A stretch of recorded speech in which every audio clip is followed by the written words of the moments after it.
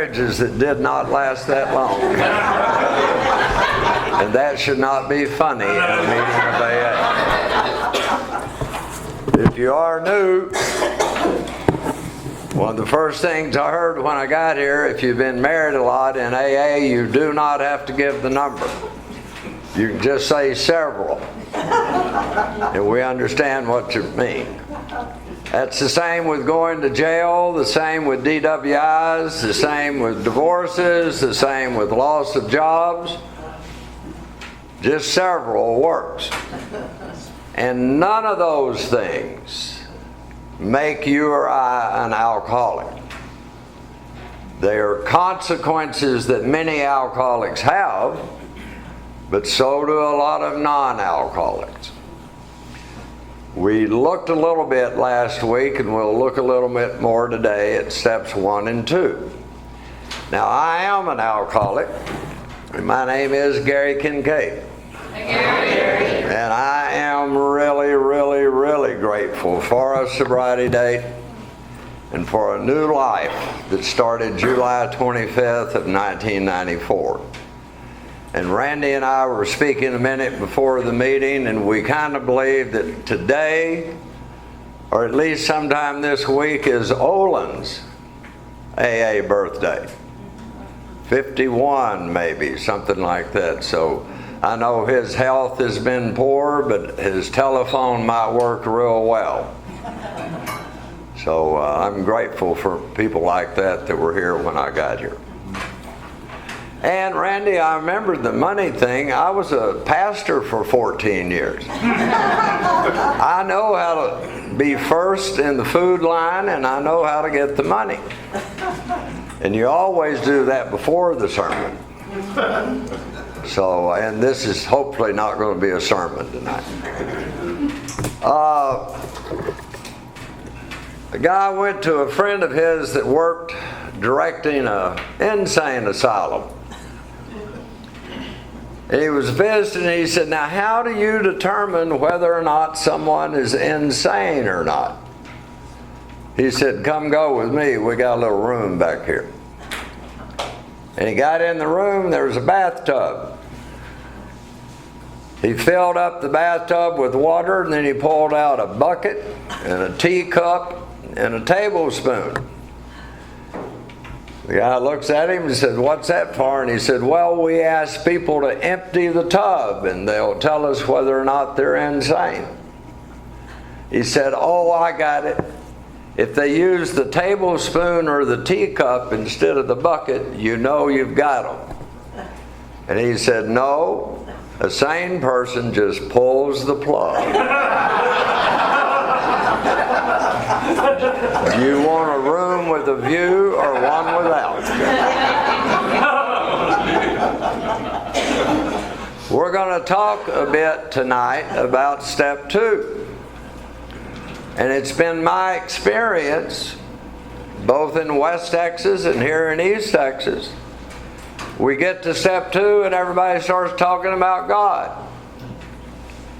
And we leave out the part of step 2 that says, "You're nuts." Insanity. That's a huge part of alcoholism. And you and I, if you're an alcoholic of my type, we have it. And we've had it for a long time. And if you're like I was, many will say, "I'm not insane. Yeah, I'm a retired psychotherapist." One of the clues about anyone that has a severe mental illness is that they believe they don't have it. And that is 100% true across the board with alcoholics. We don't believe we have it. We'll look at this again, but in that reading today, 2 words were used: illusion and delusion. If you're new here, please drop the word denial from your recovery vocabulary.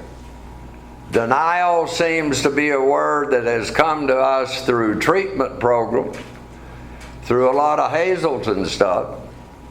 We are so far beyond denial, it's not even funny. Delusion is a word we use to describe insanity. Now, last week, we talked a whole lot about the brain and the mind and what was mentioned in the reading tonight. First couple of sentences. No person likes to think they are bodily and mentally different from their fellows. Well, if you're new here, the bodily difference in AA we get from the doctor's opinion, and it's called the allergy of the body. That makes you and I, if we're alcoholics, different from everybody that's driving outside down the street tonight. And that one difference is we process ethyl alcohol differently than about 92% of the population. And that's in the hard wiring of the brain. There's nobody to blame for it. I've used the example last week. I'll repeat it tonight. Some people in this room have blue eyes. Some people have green. Some people have brown. And you know what?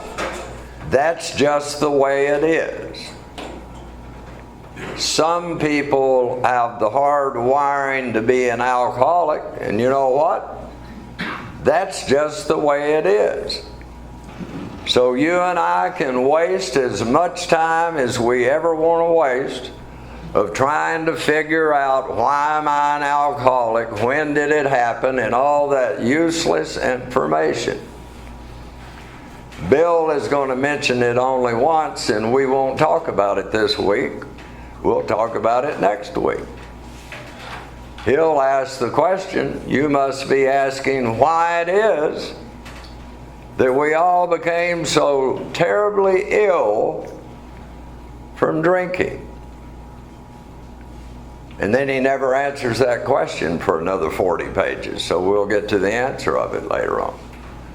So the bodily part, if you've got it, you've got it. And that's the part that they say is chronic. Chronic means it's not like the measles. You don't get over it. Once you've got it, you always got it. Bill uses the illustration that she read tonight of we're like men who have lost their legs, we never grow new ones. In West Texas, and I'm certain in East Texas, they used to say, once you're a pickle, you ain't never going to be a cucumber again. And you got to be nuts to think that you might. Now, how about the mentally different? Well, I'm only going to touch on that for a moment. That's why I'm so delighted for other reasons, many other reasons, but I'm always so delighted when we have the members of the Al-Anon family group here. They assist me greatly with the illustration that I'm fixing to provide. In the doctor's opinion, Bill writes in between the two notes of Dr. Silkworth's that it didn't satisfy us, and the us he's talking about is the first 100. Hopefully you and I have added ourselves to that number. But he said it didn't satisfy us to be told that we were maladjusted to life, in full flight from reality, and outright mental defectives. You remember that line? If you're new to AA, that's the first beginning of the description of our illness, so welcome to AA.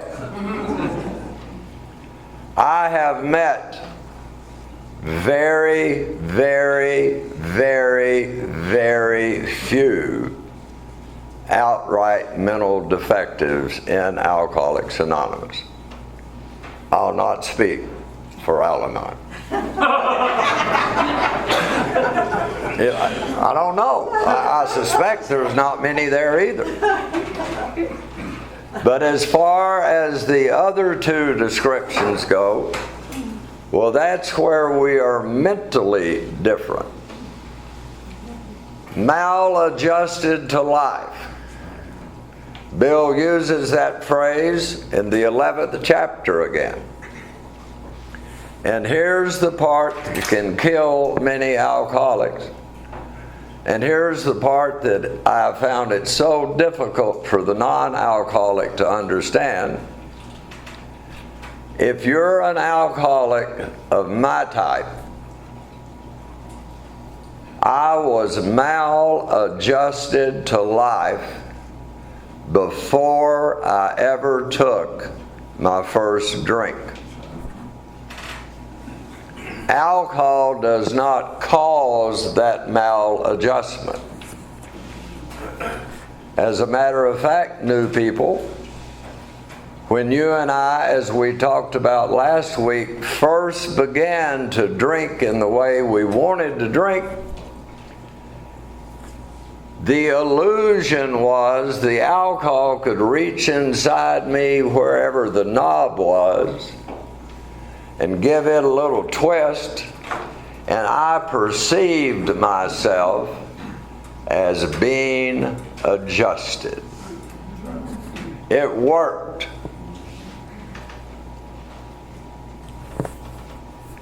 As far as full flight from reality, if you've been here and you are at least in the middle of your 9th step, it's clear as a bell. We've always been in full flight from reality. But that doesn't make us any different from the members of the Al-Anon family group prior to recovery.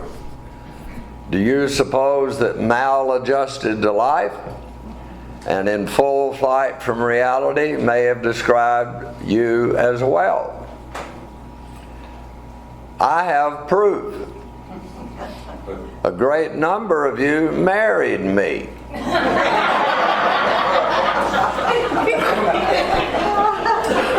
Anyone that was well adjusted and not in full flight from reality would never even have had the first date.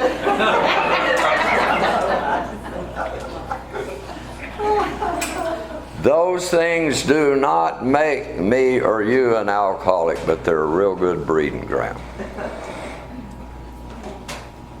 And when I began to experience alcohol in the beginning, it gave me that feeling of being adjusted.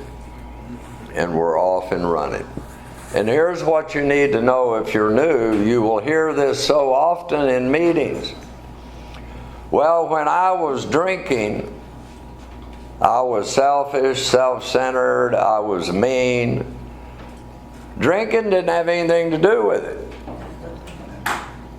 Drinking did not make me cheat on my wives. I cheated because those principles were already within me. Drinking did not make me lie. It did not make me steal. Those were already within me. And this is a hard word for many people. Drunk words are sober thoughts. How often have we said, oh, I wouldn't have said that if I hadn't been drinking? That's probably true. But no words come out of my mouth that were not thoughts that were already in my mind, and being drunk allowed those to come out. So if you happen to be one of those alcoholics that you think is described in the doctor's opinion with that little phrase, then there is the type of alcoholic perfectly normal in every way, except when they take a drink, you ain't one. Look around the room, they're not here. I don't know where those people go to get recovery, but it's not AA. So keep that in mind. I call maladjusted to life spiritually sick. And I know today, to the bottom of my heart, I was already spiritually sick before I started drinking. And no matter everything that I added on top of my life in the way of education or vocation or anything else, no matter how much I may have proclaimed that I believe in and I love God, saying it did not make it so. And we're going to find out in looking at step 2 tonight why it could never have made it so before. Bill talks in the foreword to the second edition that we were people who had to come to believe in and depend upon a higher power. Well, those of you who have done your step work and who continue to do it, I would challenge you to be able to tell anyone that there was ever a time in your life prior to your recovery where you both believed and depended. For me personally, I never had a day in my life that I did not believe in God. I never had a God that was going to get you. I never had a punishing God. I never had a God to be afraid of. But I'll also tell you, there was never a second that I ever depended upon God. Belief in and dependence upon are far, far different things. Now, tonight, I want to say a couple of things about going nuts. Something we all are experts on. Before getting there, this may be a little on the opinion side. I try to reserve myself to just 3 of those in 5 weeks. And I'll forget all about this one by next week, so I can just keep having the first one. I've been here 28 years. Been to lots and lots of meetings. Personally, I've had good health, and I've never been longer than 5 days without being in a meeting of Alcoholics Anonymous. I'm also one that does not believe that meeting makers make it. I would hate to think what my life would be like if I had not been part of active home groups. But one thing I've never had in 28 years is a sponsor who took me to the story in the book about acceptance. And one thing I have never done with the sponsee in that time is tell them they need to go read the story in the book about acceptance is the answer to all of my problems. I know that's heresy in many rooms. I would simply remind you that the first 2 printings of the big book did not have that story in there. And they got sober pretty good. As a matter of fact, the guy that wrote the story got sober on a book where his story wasn't in the book. But acceptance is crucial. And the acceptance that we must have is what was read tonight. I have to accept to my innermost self with no reservation that I am an alcoholic. That acceptance leads to everything else. And without that, we're just whizzing in the wind. At least that's been my experience. Now then, you've read Bill's story. You've heard the doctor's opinion. Hopefully you've read page 24, the squiggly writing. Bad news. Bad news. I love giving bad news, so let me read it one more time.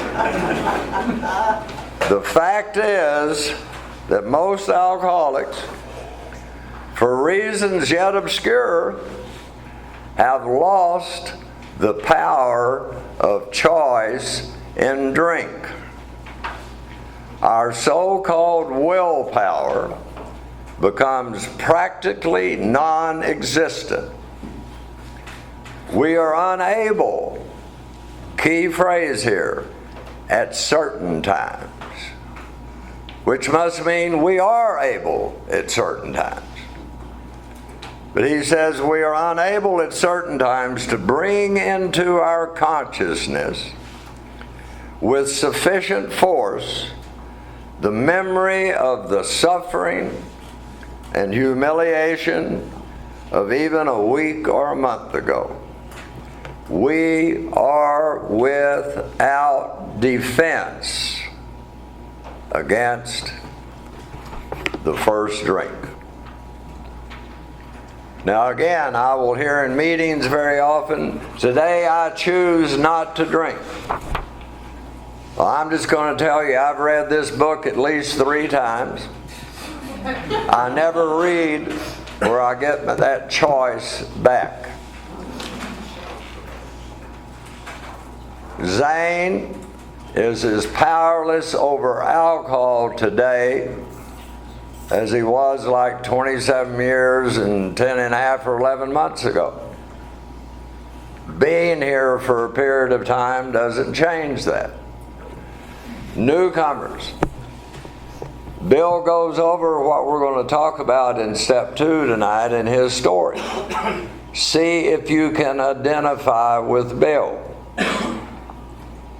He made 4 trips to Towns Hospital, treatment center, jitter joint, whatever you want to call it. He went 4 times. I know nobody ever does that these days. And he got all the information that he was ever going to get at the second time he went. But when you read his story, he tells you that second time he got, he had a wonderful counselor. And he learned all kinds of things about himself and about what was wrong with him. And he says that was the answer. Self-knowledge. Now, how many of us have tried that? Now that I know these things, I can't ever drink again. Well, read Bill's story. Right after that, he said, but it was not. He goes back the 3rd time. It's worse. He overhears the good doctor telling his wife, he's hopeless. You're probably going to have to lock him up or put him away, because he's either going to die or go mad. Bill said he left then, and I know many of you have had this experience. Some of you are sitting here tonight right in the middle of this experience. He said, fear sobered me for a while. That 3rd DWI, that 4th DWI, that husband saying, this is your last shot, that wife saying, I'm gone, the boss saying, you ever do it again, you're fired. Fear works for a little while. Now, most people I've met in AA who have been here like 3 months, and they read pages 30 and 31, and they'll say, I've accepted to my innermost self that I'm an alcoholic. You bet, you bet, you bet. And they never read the rest of the chapter. And Bill is going to give illustrations in the rest of the chapter that talk to us about the part of step 2 that says we're nuts.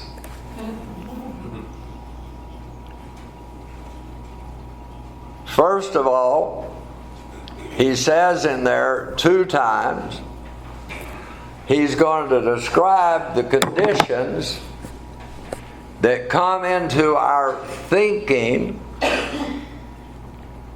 when the insanity returns. And then we drink. The drinking's not crazy.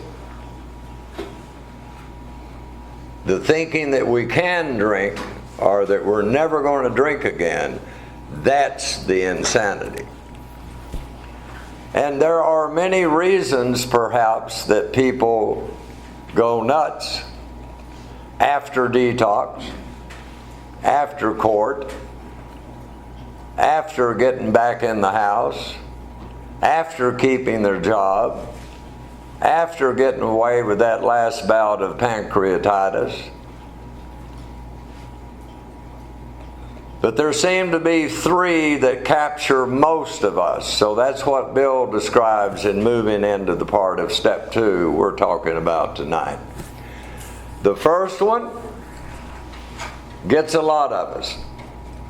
He talks about there was a certain man, had some drinking trouble as a young man, and decided that if he was ever going to be successful, he was going to have to lay aside the alcohol. Put it down. Just quit.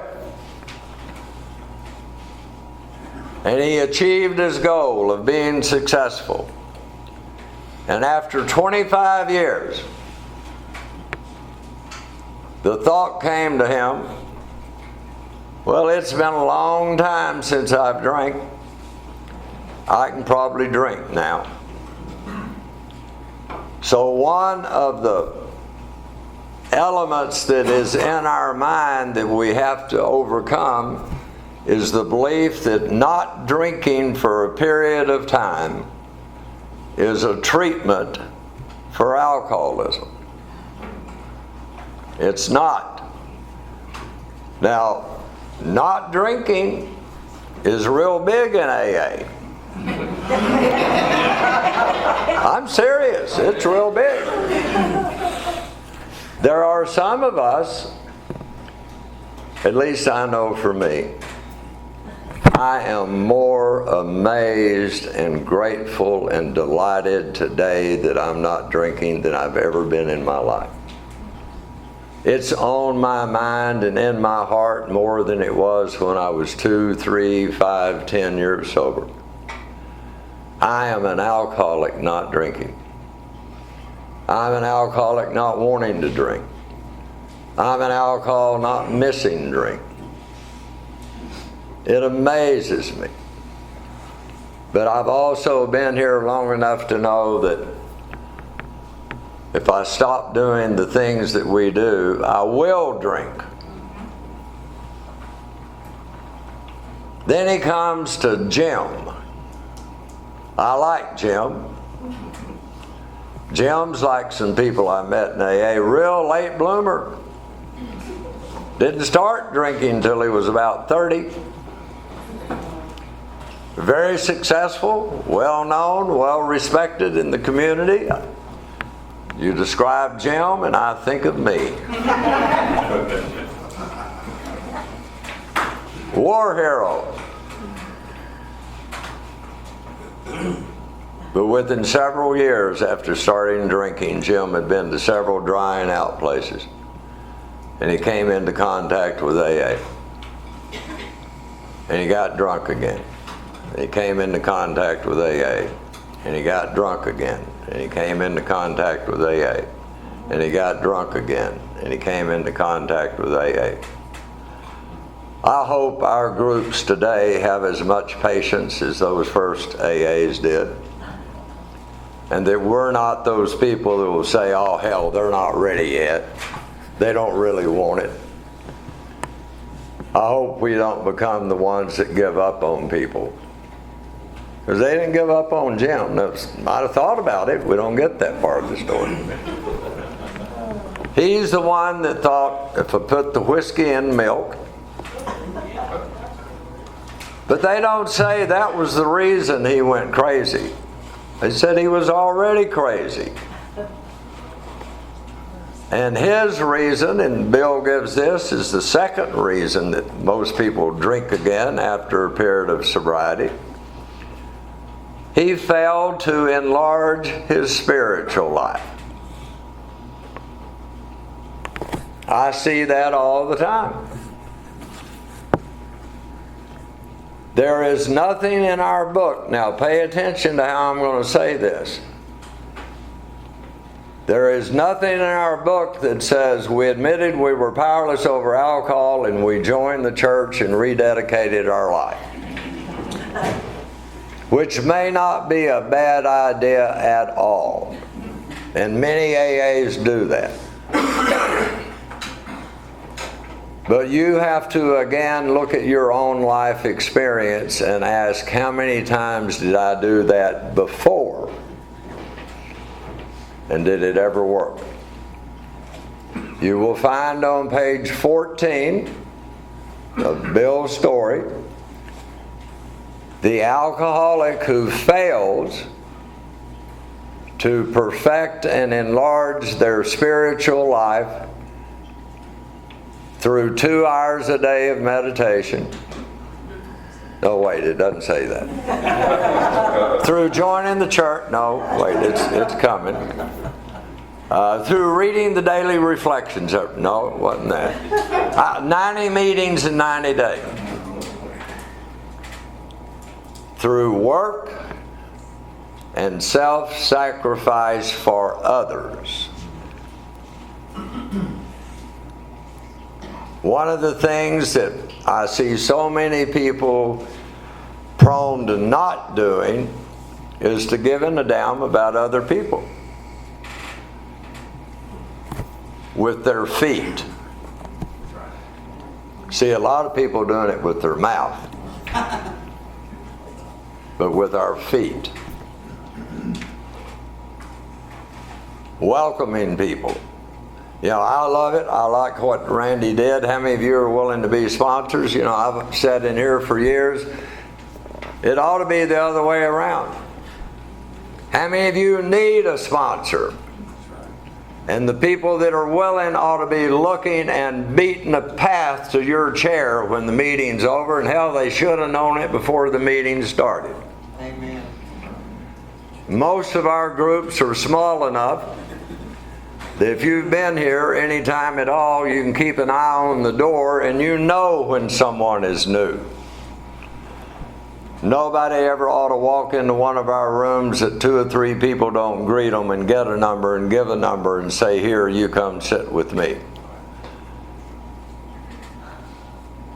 The morning I was driving over to Joe Bell's office, July the 25th of 94, I was broke. But I remember stopping at 7-Eleven, got a cup of coffee, and I bought a $1 scratch-off ticket. I will believe to my dying day that had I gotten a $20 winner, I would never have made it to Joe's office. $20 would have made me well enough to go to the liquor store instead. That's how slim the thread is that everybody walks into our rooms hanging by. And I bet it's the same in the Al-Anon family groups. Barely hanging on to a little bit of hope. And if we've got anything to sell to new people, it's got to be hope. So Jim failed to enlarge and perfect his spiritual life. I see it all the time, people. You can come into AA, man, be here every day. You go to the meetings, you go to the suppers, and maybe even go to the conference. You're hanging around. It's, man, this is great. I'm meeting people. But I'm not doing anything else other than going to the meetings. I'm not working with anybody. I'm certainly not taking the steps, because you know you're supposed to take your time on those. And that enthusiasm begins to wane after 9 or 10 months. And we become like Jim, get drunk again. Fred, Ricky's favorite. This happens to a bunch of us. Fred found himself in the treatment center, much embarrassed.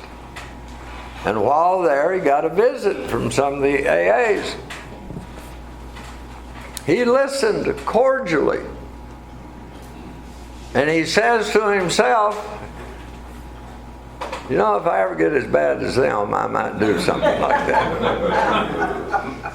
That's not what the book reports, but that's my interpretation. Said, I thought what you fellas had to say was really something, but my case is different. Now that I know, I won't have any trouble with it again. So he didn't involve himself at all with recovery. There may be some in this room tonight that we could put their name in Fred's place, but the book did say, we heard no more from Fred for a while. How many people have come into your home group and picked up Chip and you hadn't heard from them a while? And they show back up, or they show up in jail, or they show up in treatment like Fred did. And it's in Fred's story that I love a line as we get into the most common reading in AA.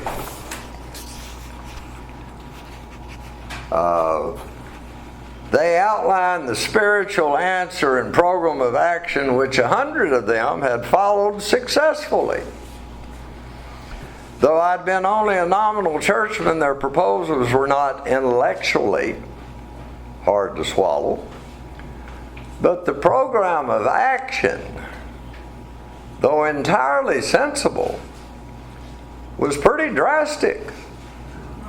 Now, what's he talking about? Is there anybody in here that really believes that sitting down and writing out your inventory and telling it to another human being is drastic?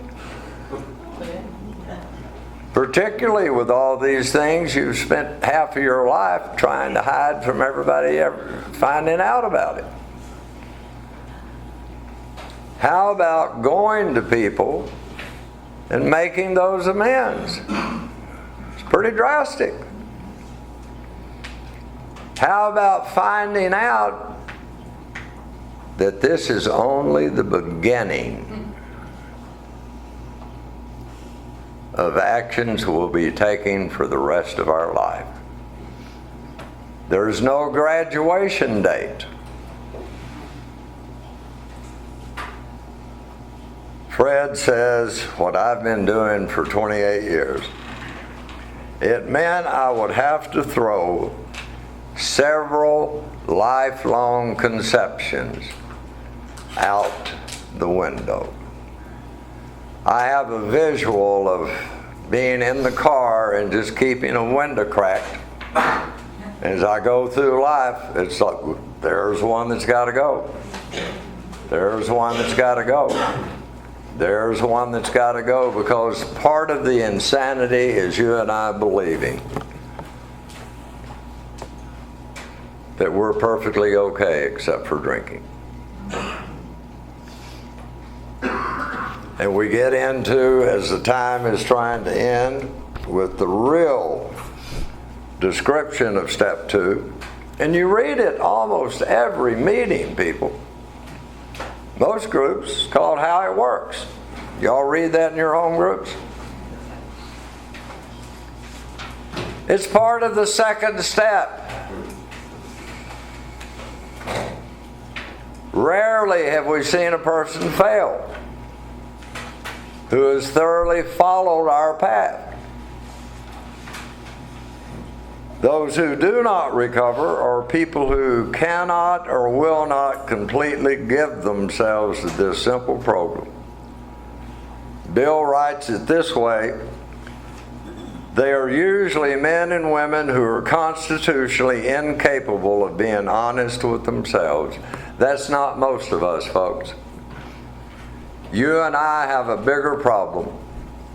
I am constitutionally capable of being dishonest with myself, because I don't want to do something that is not my idea. How many people in the room with over 20 years?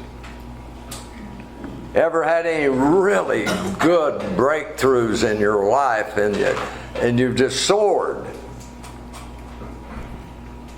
Did it come as the result of something that was your idea? Or did it come from someone else and their experience with this program? Now, I'm going to tell you, I've had some really good ideas since I've been here. And I've incorporated many of them. Not one of them worked.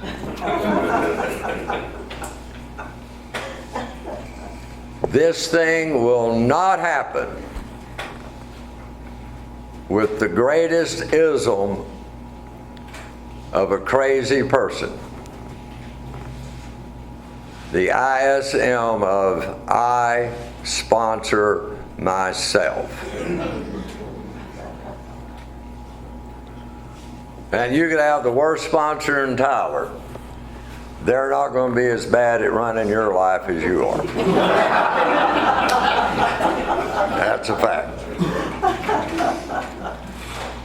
Our story is as closed in a general way. Here's more insanity that we've got to overcome. In a general way, what we used to be like. Now listen in the meetings. Half the time the person reading it is, or they're talking about it, they'll say with what it used to be like. And you and I, as part of our insanity that will lead me back to the first drink, is we are people who nearly always have judged and gauged our lives based on how it was. The bank account, the love life, the health, if it's okay, then I'm okay. That'll kill a lot of us. New people, AA's got good news and we got bad news. The good news is this program works. And the bad news is this program works. And for so many people, about 6 or 7 months of just not drinking, about half at least of what you believe are problems are going to clear up from just not drinking. But we don't do anything about that maladjustment, that spiritual sickness we had before we started to drink. and trust me, it won't be long before, without a drop of alcohol, we can screw up our lives enough to make us thirsty again. Of what we were like, what happened, and what we are like now. If you've decided you want what we have and are willing to go to any length to get it, then you're ready to take certain steps. Now, what makes us ready? This is Bill. This is the first 100. They're talking to you through a book. Remember, there were no meetings back then. And they've described themselves as people who cannot not drink.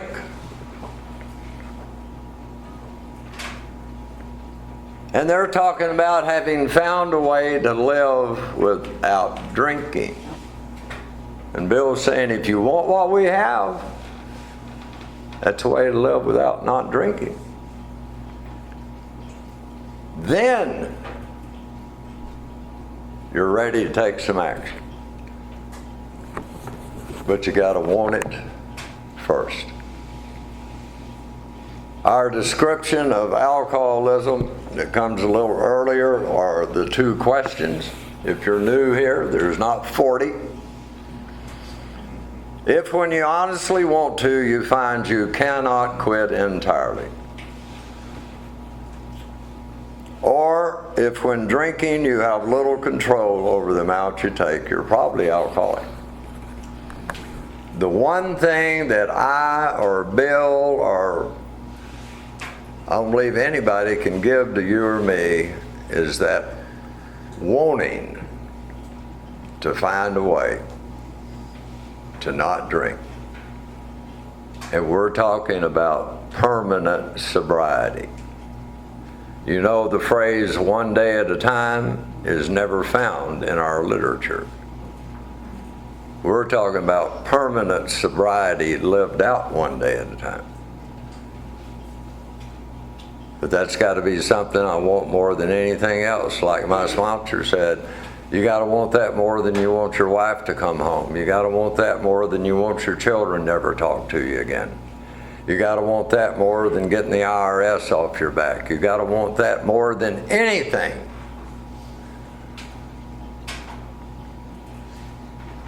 And like old Cotton Lindsay used to say, old timer out in West Texas, newcomers, if you don't want what we have, don't worry about it. You won't get it.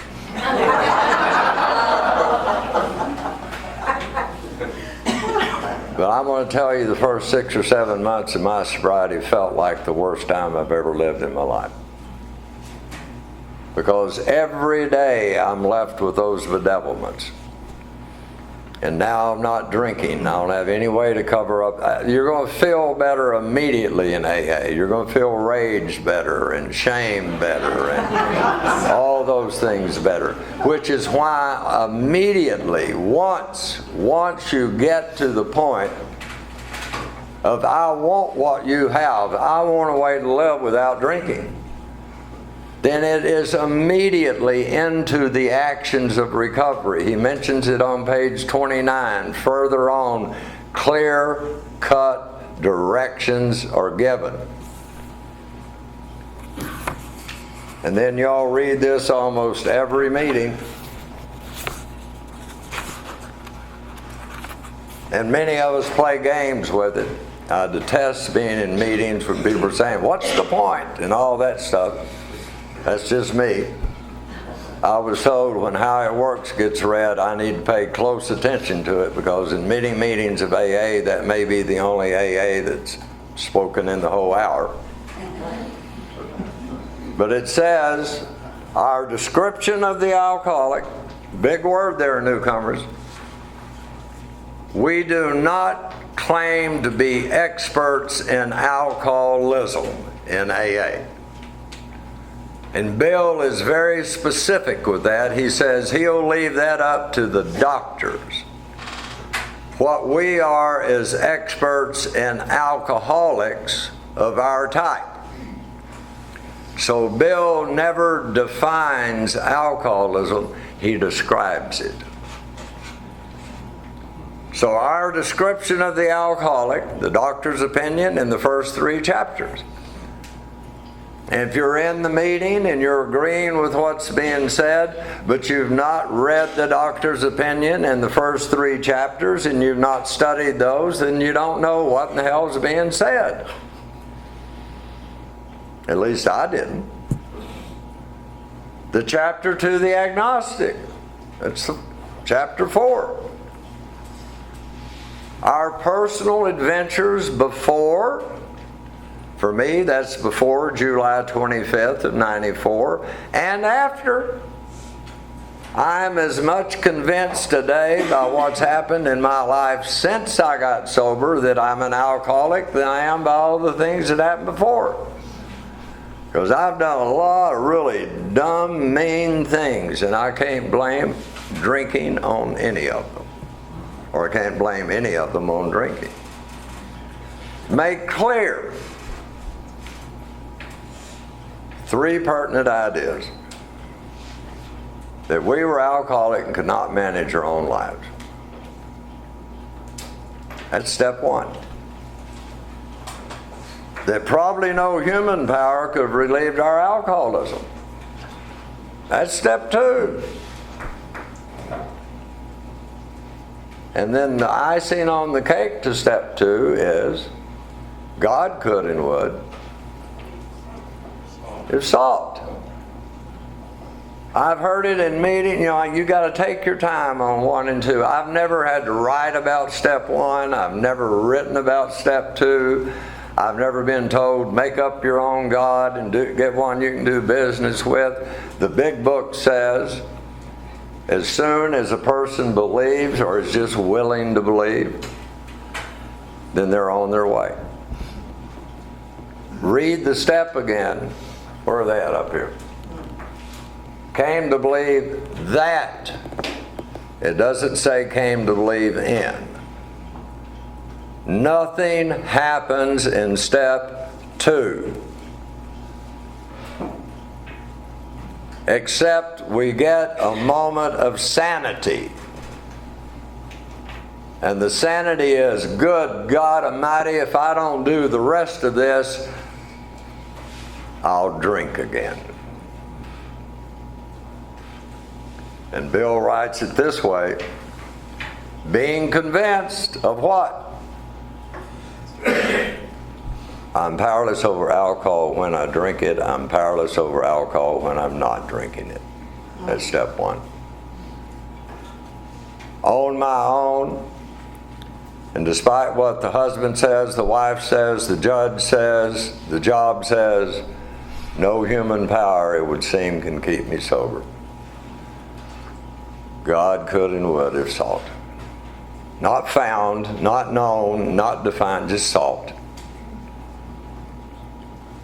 Being convinced of that, then we're at step 3. It's what the book says.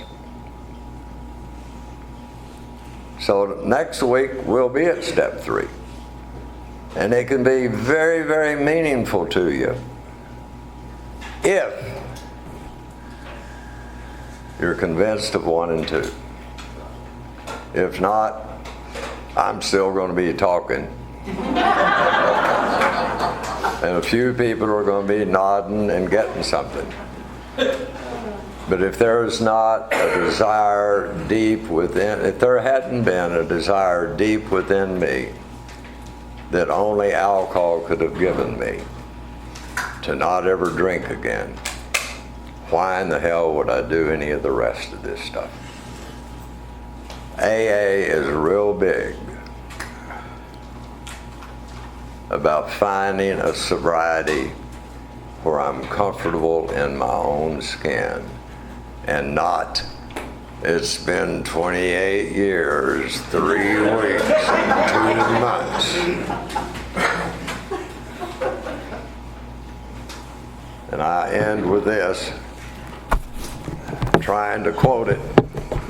It's in the 12 and 12. We really do know you. Bill really knew you. He writes in there, in the beginning,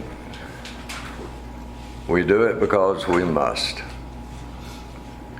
And then we do it because we ought to. And then we do it because we want to. Your illness is progressive, and so is our recovery. Look around the room. You're not in competition with anybody. It is not a competition illness, and thank God it's not a competition recovery.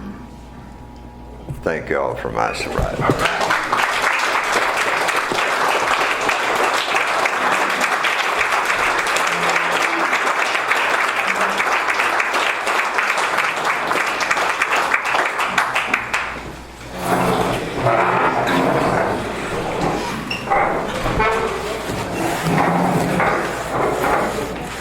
What a deal. We're blessed to have Gary in our area. You know, this is not the biggest town he speaks in, you know. Some people, you don't know what a treasure we have. That's all I got to say. And one more round of applause for Gary.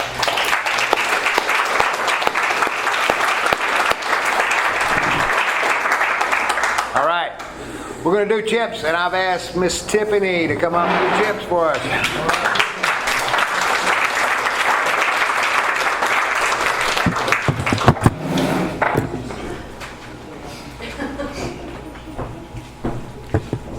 I'm Tiffany and I'm an alcoholic.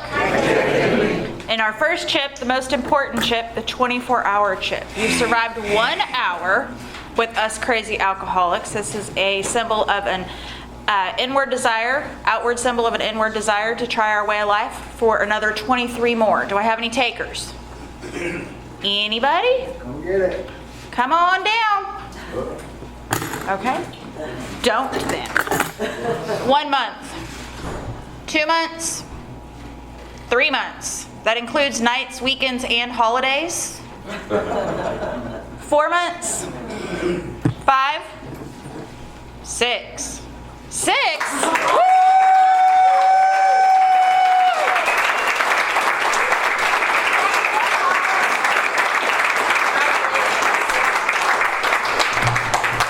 Oh, I'm breaking shit already. 7. We'll send you one. Okay, I'll send it to my attorney. How's that sound?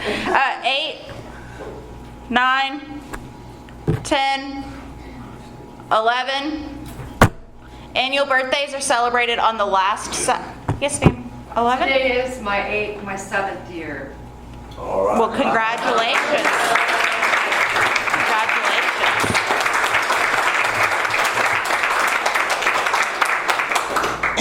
Annual birthdays in 18 months are celebrated on the last Saturday of the month. If you have an annual birthday that you would like to celebrate with Lake Street, go write your name and the date on the chalkboard.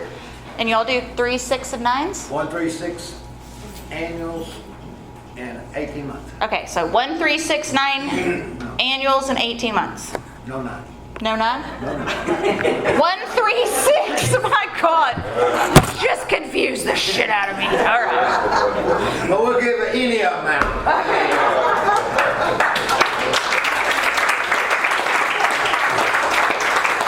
Let's close with the Lord's Prayer.